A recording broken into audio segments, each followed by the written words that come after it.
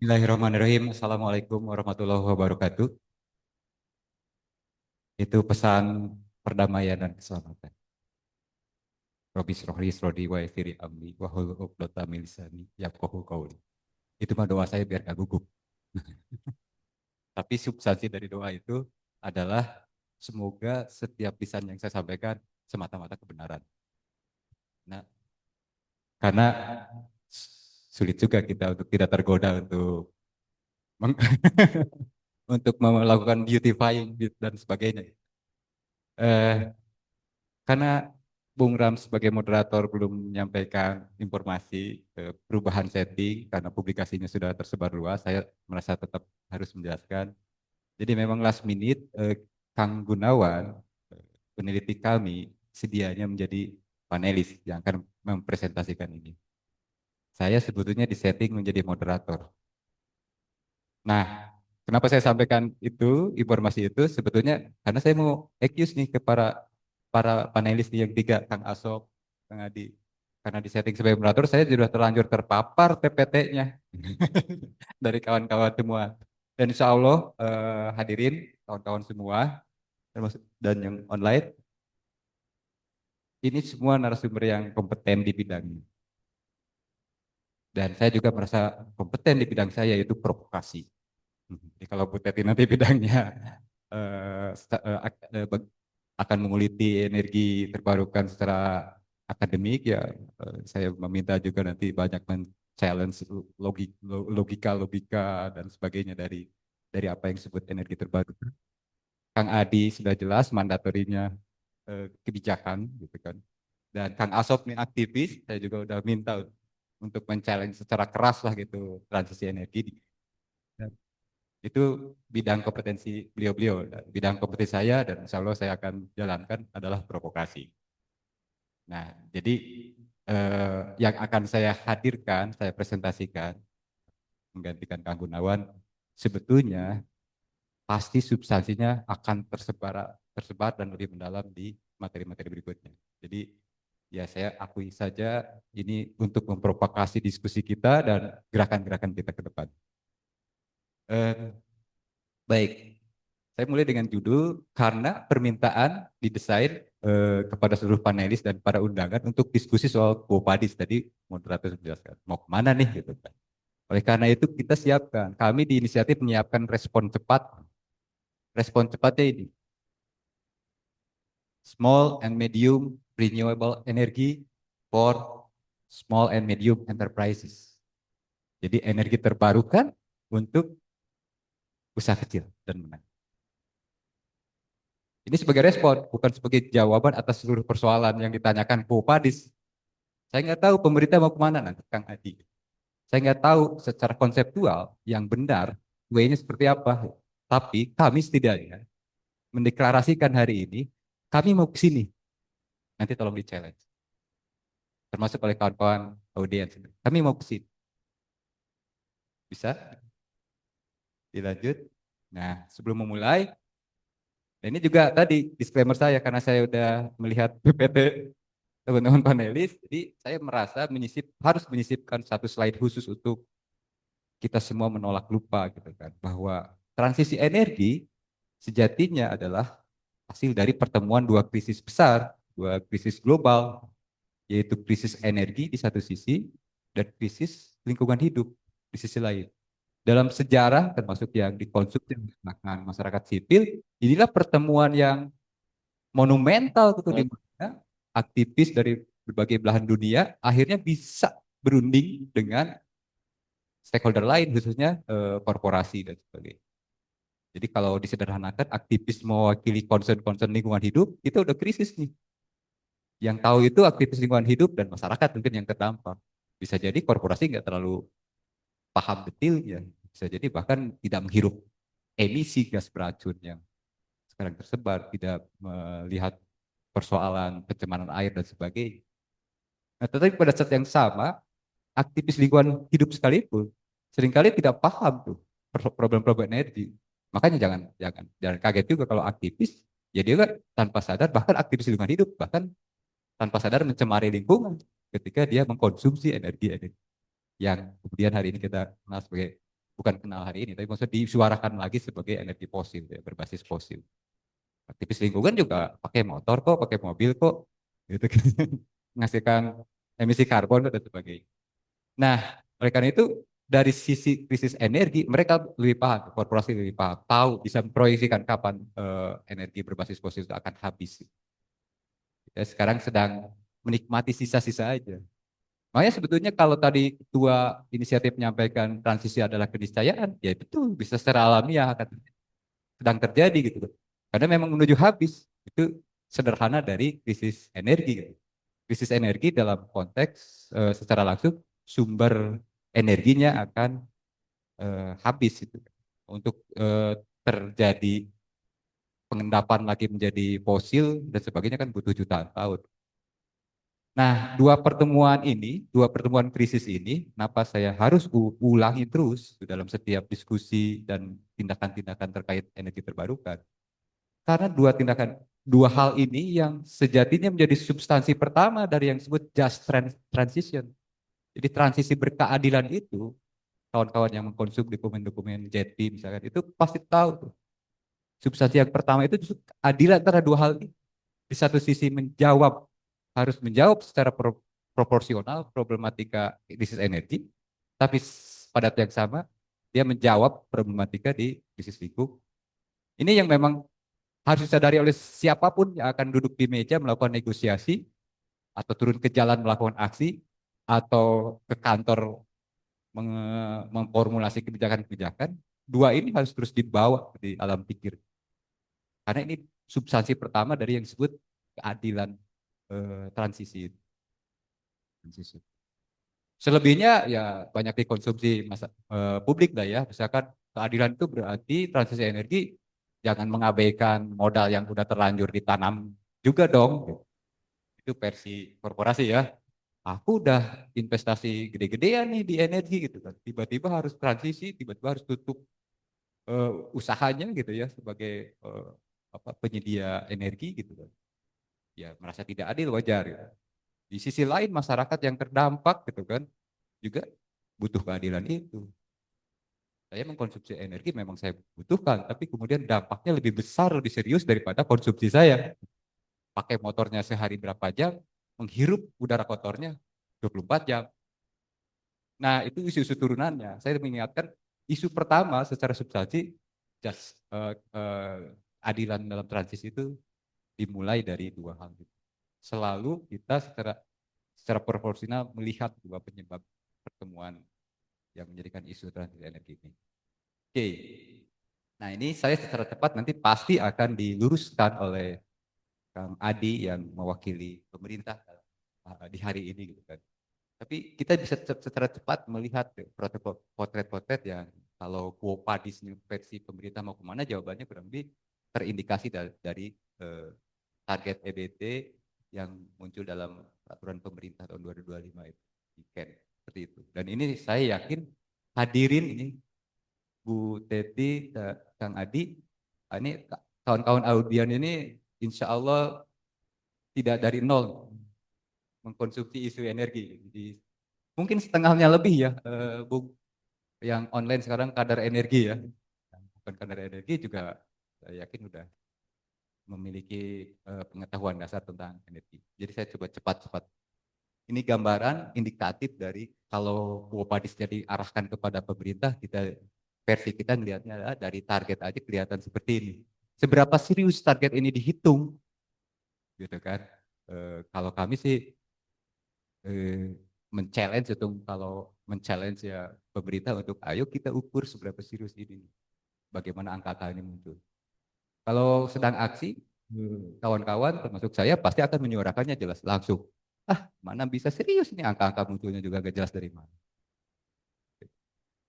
Nah, tapi oke, karena ini diskusi yang butuh intelektualitas, gitu, maka saya menghindari pernyataan. Oke lah, serius enggaknya terserah nanti mungkin Pak Adi juga akan menjabarkan.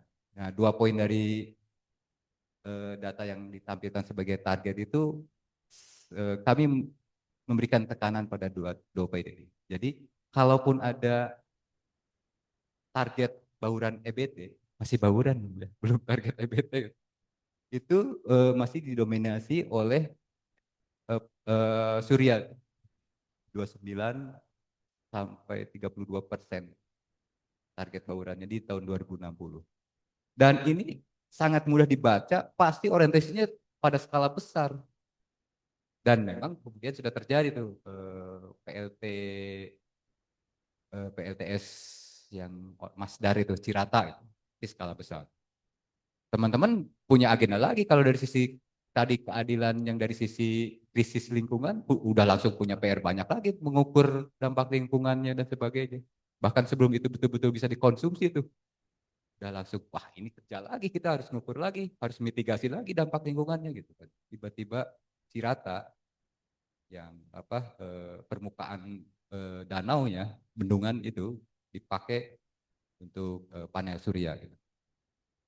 Nah, jadi ini terlalu banyak item-item kebijakan yang nanti memang questionable, debatable, harus dibuka ke publik, harus dipertanyakan. Kenapa begini? Kenapa surya lebih besar? Nah, yang kedua tetap mencantumkan energi nuklir walaupun bongkar-bongkar dokumen pas mungkin ya. Kalau bodoh sih, oke pastilah kami merasa bodoh lah. Tapi dalam upaya mencari tahu ya tetap gagal mendapat penjelasan kenapa ini lompat 2030 ada target langsung lompat 2060. Kita belum dapat penjelasannya kenapa gitu. Apa karena masih asal aja dulu nuklir ada gitu kan, mengamankan dulu anchoring gitu. Ngaruh jangkar dulu yang penting masuk dulu agenda nuklir gitu kan. Toh kita juga belum serius, jangankan nuklir yang lain juga belum serius kok gitu. Oke, indikasi yang kedua bisa berikutnya. Nah, inisiatif juga teman-teman kader nih, terima kasih para kader muda ini.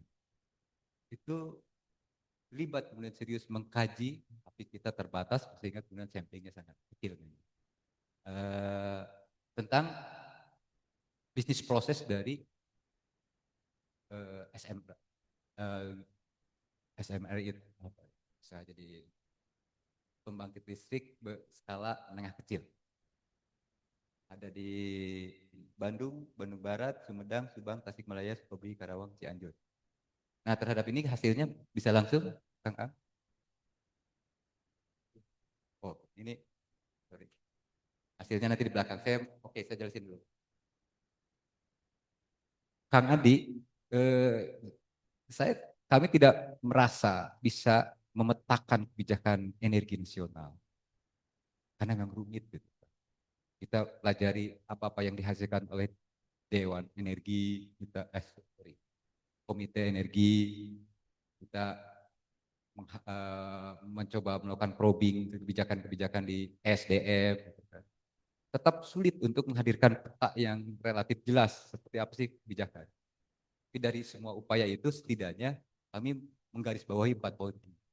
Jadi potret kebijakan nasional kita tentang energi dan khususnya nanti energi terbarukan. Yang pertama, ya masih belum jelas tuh disinsentif terhadap fosil. Kita seberapa serius gitu kan mengurangi konsumsi dan produksi kemudian energi fosil. Kalau dalam bahasa anggaran, salah satu kompetensi inisiatif kan di analisis anggaran. Ya kita masuk ke anggaran melihat di mana disinsentif seberapa serius itu. Kemarin muncul wacana carbon tax gitu kan, juga belum belum ini ya, belum jalan lah.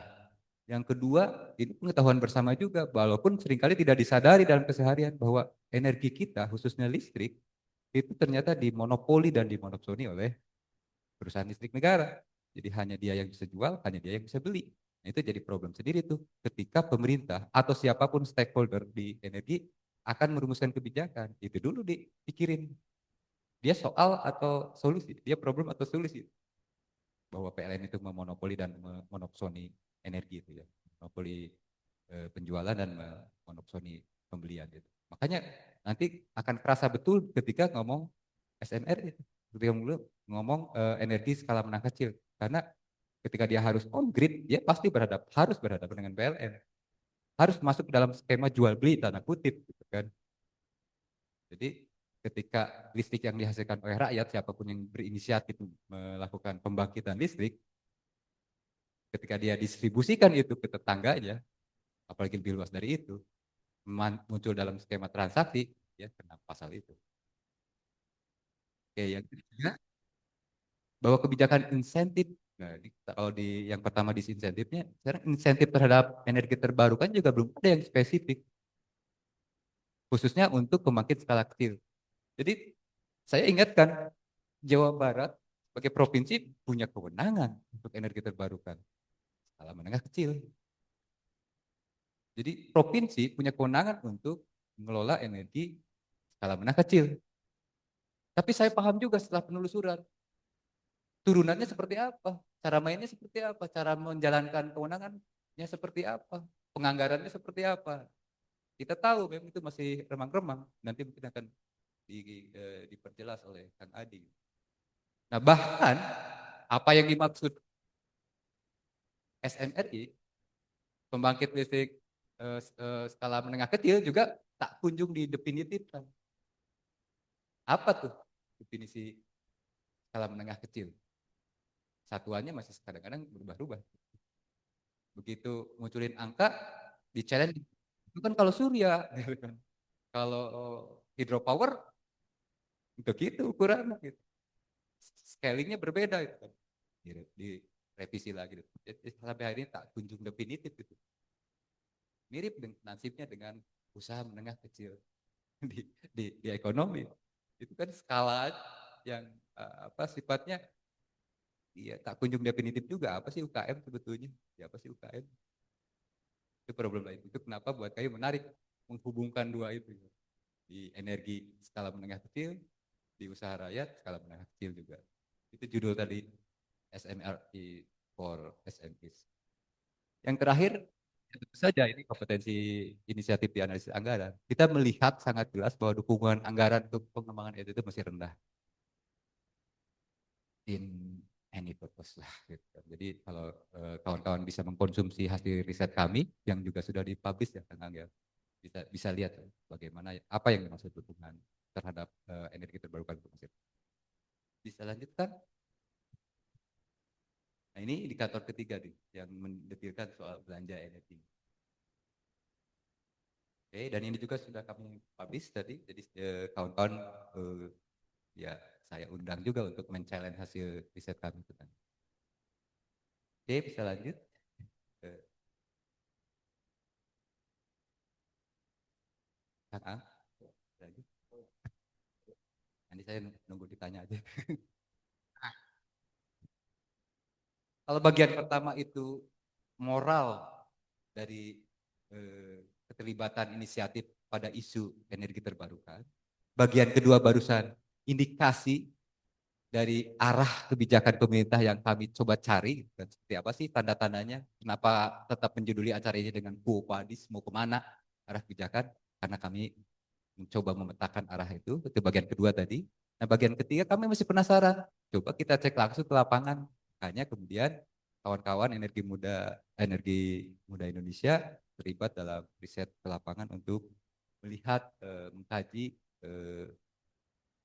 apa SMRI apa pembangkit listrik usaha skala menengah kecil yang ada yang existing di lapangan. Lagi-lagi karena keterbatasan samplingnya juga cukup kecil sih.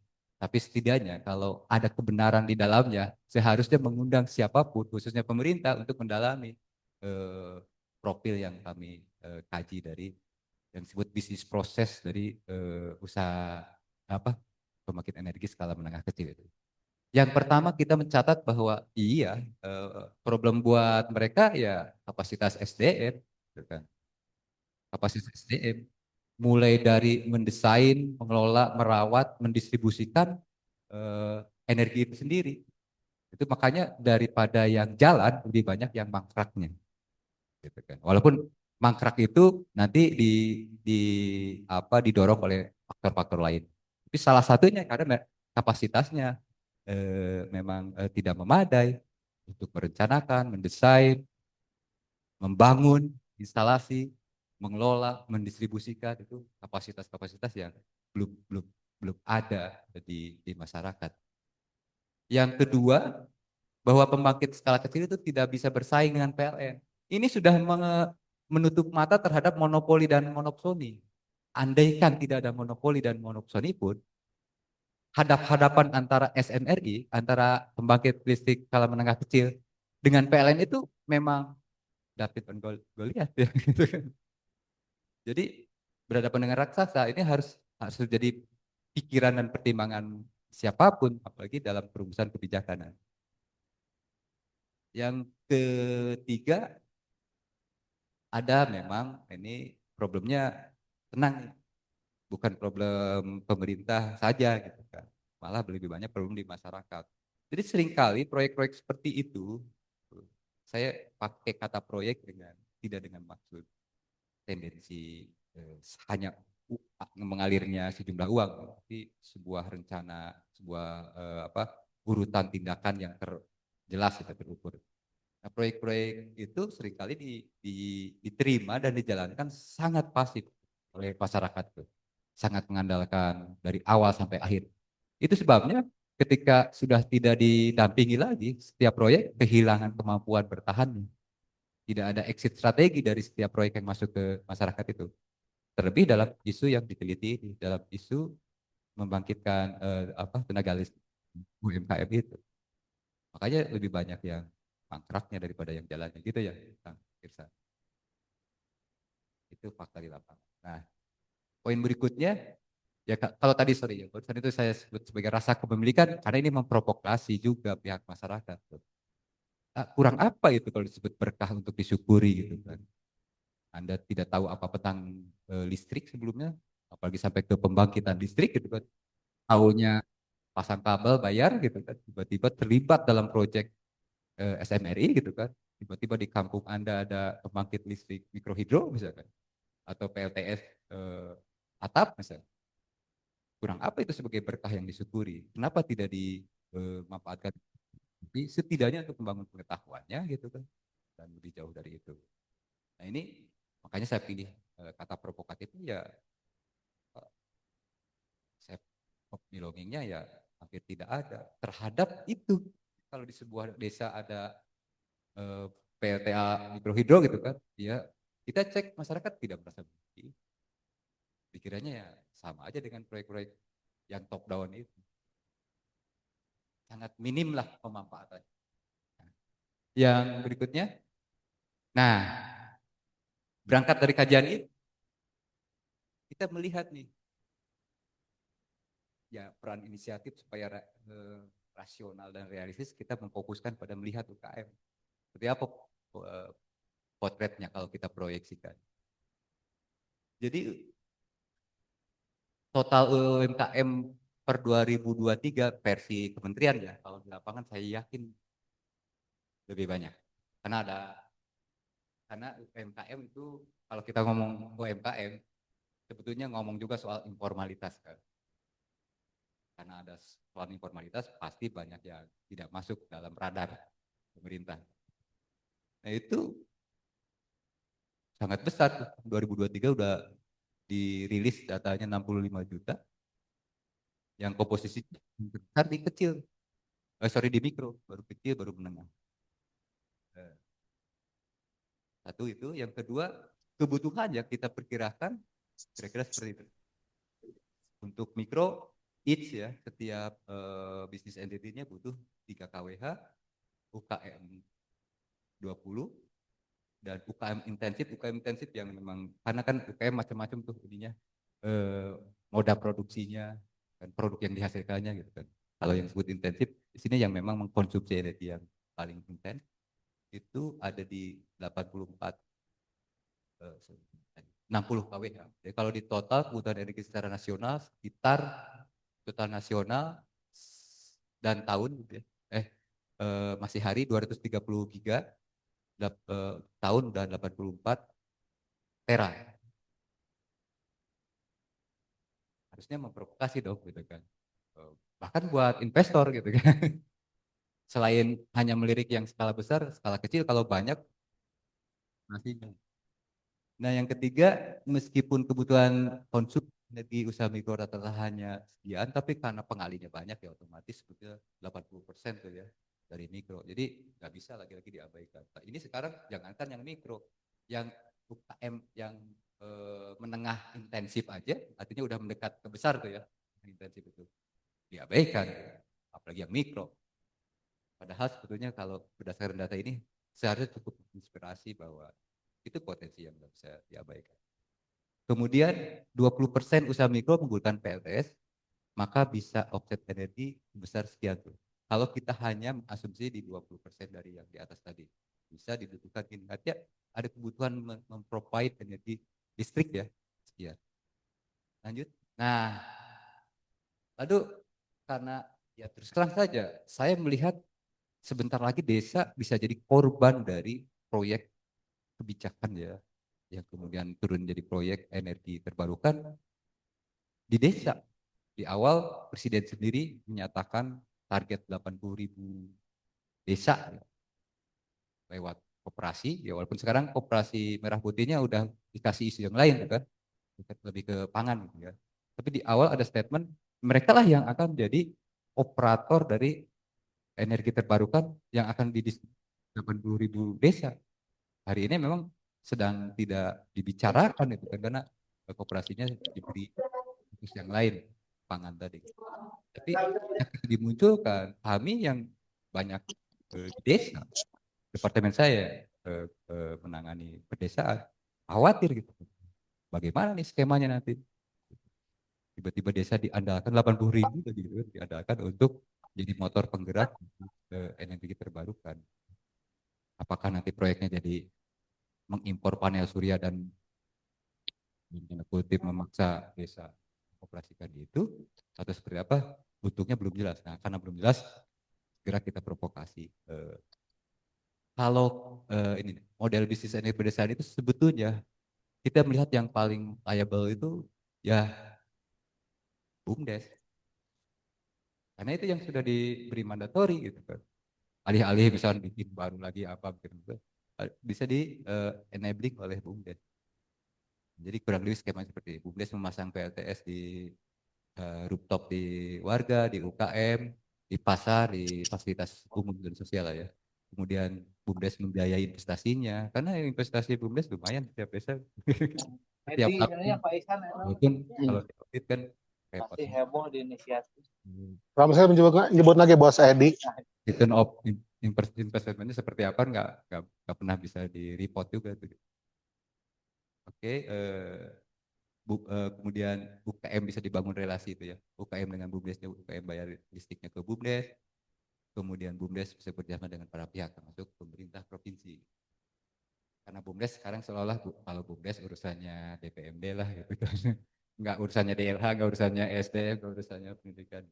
Padahal sebetulnya BUMDes sebagai badan usaha milik negara di desa itu harusnya jadi milik bersama ya. Harusnya karena dia udah di mandatori harusnya kita bisa enabling sama-sama. Alih-alih bikin-bikin yang lain-lain. Oke, Kang Ang. Nah, saya akan tutup provokasinya dengan begini, saudara-saudara. Provokasi ini saya informasikan juga akan ditarik ke dalam inisiatif, ke dalam kami sendiri, Kang Adi, Kang Asop, diprovokasi ke dalam juga. Jadi sebentar lagi kami kongres, ini akan menjadi bahan bagi kami. Tapi juga sekaligus mengundang kawan-kawan, memprovokasi para stakeholder. Jadi menurut kami sekarang masih di departemen, ya, besok akan jadi di kongres. Dan mudah-mudahan di publik juga. Menurut kami masa depan energi itu ya jelas energi terbarukan. Saya kira ini udah secara global banyak yang mengamini masa depan energi ada di energi terbarukan. Yang mulai barunya adalah masa depan energi terbarukan menurut kami ada justru ada di skala kecil dan bukan berarti menegasi yang besar ya. Kalau kita bicara kami ingin memainstream bahwa masa depan energi terbarukan itu ada di menengah kecil. Lalu energi skala kecil dan menengah itu harus ada dalam skema pengembangan perdesaan. Dengan begitu desa tidak lagi sekedar lokus dari apapun, tidak lagi sekedar menunjuk tempat dari apapun, termasuk nanti dalam energi. Oh, tempatnya di desa. Desa itu orang-orang di sana, kesatuan hidup bersama. Itu negara terkecil gitu. Oke. Makanya kami ingin memprovokasi. Ketika kita ngomong energi, apalagi setuju bahwa EBT itu ada di skala menengah kecil, maka jangan lupa desa harus segera dihadirkan sebagai subjek dari. Nah, terakhir energi skala kecil dan menengah harus bertumpu pada usaha kecil dan menengah. Ya percuma kalau 80.000 desa target presiden, tapi pelakunya bukan mereka. Punya rawan juga tuh energi kita kan. Ada macam Iran ada perang aja bisa jadi nasibnya runyam. Saya kira itu provokasinya dari karena kompetensi saya di provokasi bidang. Saya kira itu semoga nanti bisa diperkaya oleh Bu Teti, Kang Adi dan Bung Asop yang online gitu kan. Dan semoga men-challenge pikiran pandangan dari kawan-kawan audiens. Terima kasih. Assalamualaikum warahmatullahi wabarakatuh.